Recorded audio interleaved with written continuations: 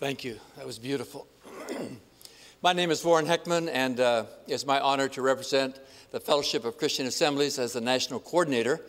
And this church has been a part of that fellowship many, many years, and Pastor Jack Whitesell was a part of the FCA all through the years.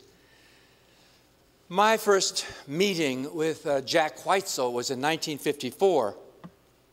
I just graduated from high school, and it was up at Spencer Lake Youth Camp in Wapaka, Wisconsin.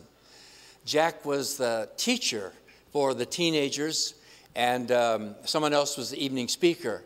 I can't even remember who the evening speaker was, but Jack Whitesell reached out and just grabbed my heart.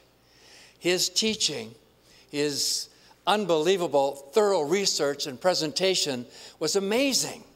They say we're supposed to have inspiration, information, and application, and he had it. And it touched my heart. Well, the years went by, and after going to school and becoming a pastor myself, in 1960, we were traveling through the Midwest.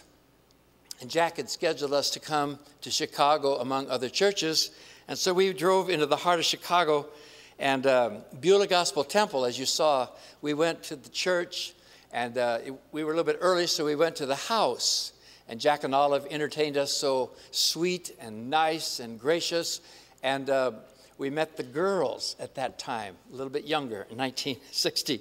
What a sweet memory. And Donna said to me before I came, "Do you remember how cute those girls were?" Well, being a man, I just remember they were cute little girls, but they were cute little girls. Our friendship over the years grew, and as a ministerial colleague, getting to hear Jack speak in various conferences was always so inspirational and challenging. And you saw on the presentation his studies in Genesis. He spoke on that topic in Chicago, at the Philadelphia Church, at our convention years ago.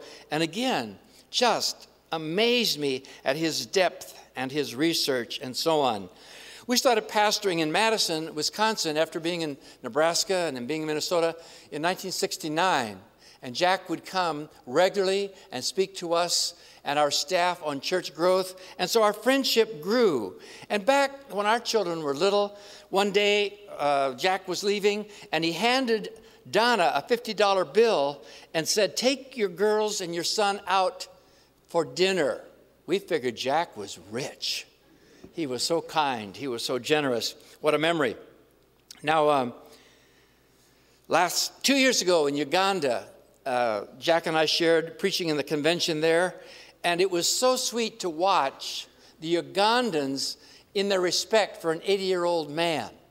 It was they just loved on him because many of their longevity is so much shorter, and it was really amazing to watch.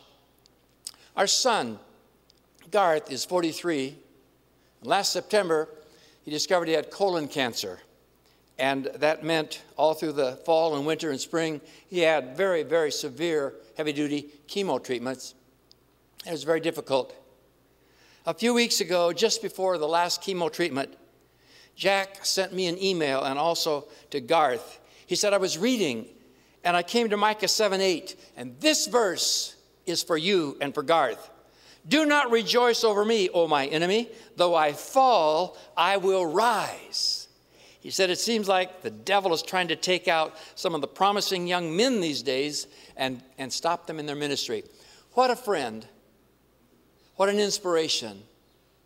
What a challenge for all of us to finish strong, because he did. Thank you.